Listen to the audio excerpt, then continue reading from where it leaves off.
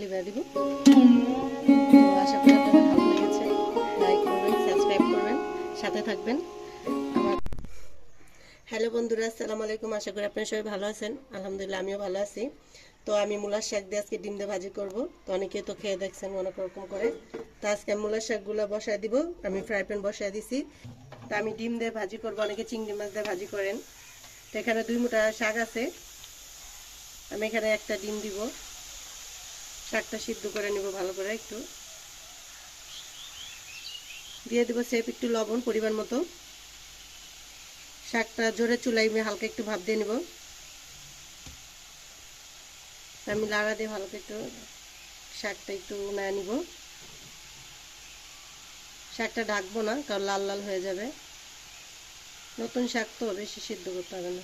ভালো মতো সিদ্ধ হয়ে আসছে, কতগুলো পানি উঠেছে, পানিগুলো ঝরায় নিব। শাকটা দেখেন সবুজ সবুজই আছে, আমি ঢাকি নেই। এই শাকটা পুরাই সরষের তেল দিয়ে করব।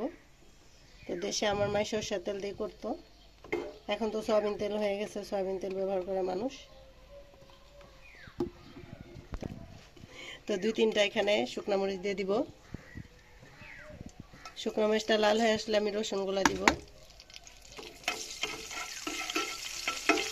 আশা করি আপনাদের ভালো লাগবে। অনেকে চিংড়ি মাছ দেখায়, আমি চিংড়ি মাছ দিয়ে করলাম না, আজকে নতুনভাবে করলাম। কার ভালো লাগে কমেন্ট করে জানাবেন। ডিম দিয়ে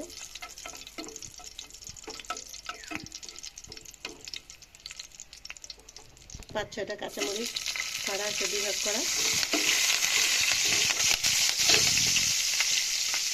দিয়ে দেবো। রসুন কুচিগুলো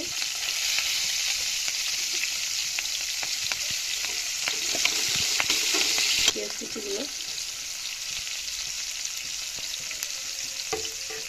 এগুলো ভালো করে ভেজে নেব, হালকা ভেজটা কালার করে নেব লাল করে। দিয়ে দিচ্ছি পরিমাণ মতো লবণ। সিদ্ধর সময় লবণ দিয়েছি, এর জন্য অল্প একটু দেবো।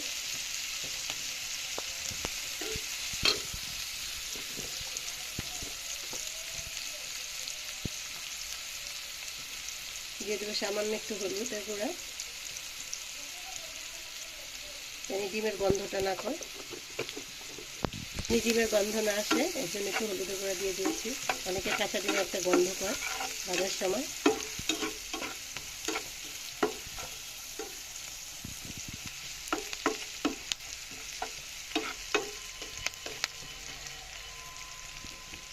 ভেজে নিয়েছি, এখন আমি ডিমটা দিয়ে দিব।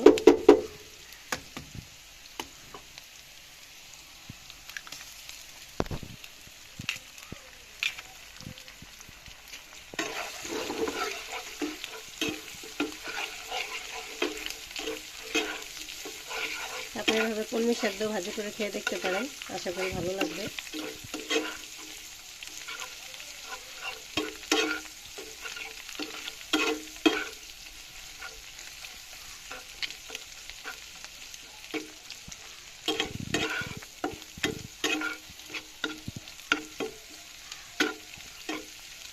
ডিমটা ভাজা হয়ে গেছে, আমি এখন শাকগুলো আবার দিয়ে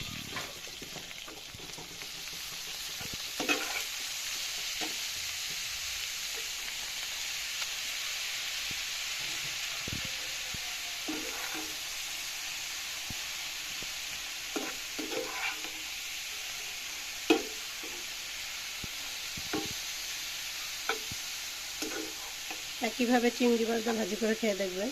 আমি তো ডিম দিয়ে করলাম।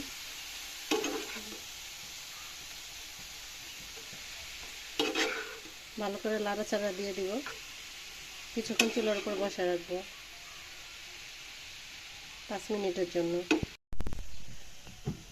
তো এই তো বন্ধুরা, হয়ে গেছে আমার শাক ভাজি। আমি এখন চুলাটা লিবে দিব। তো আশা করি আপনাদের ভালো লেগেছে। লাইক করবেন, সাবস্ক্রাইব করবেন, সাথে থাকবেন। আমাকে সাথে থাকার জন্য আপনাদের ধন্যবাদ। যারা কমেন্ট শেয়ার করেন তাদেরকে ধন্যবাদ। যারা আমার ভিডিওটা দেখেন তারা লাইক করবেন, শেয়ার করবেন। আল্লাহ হাফেজ।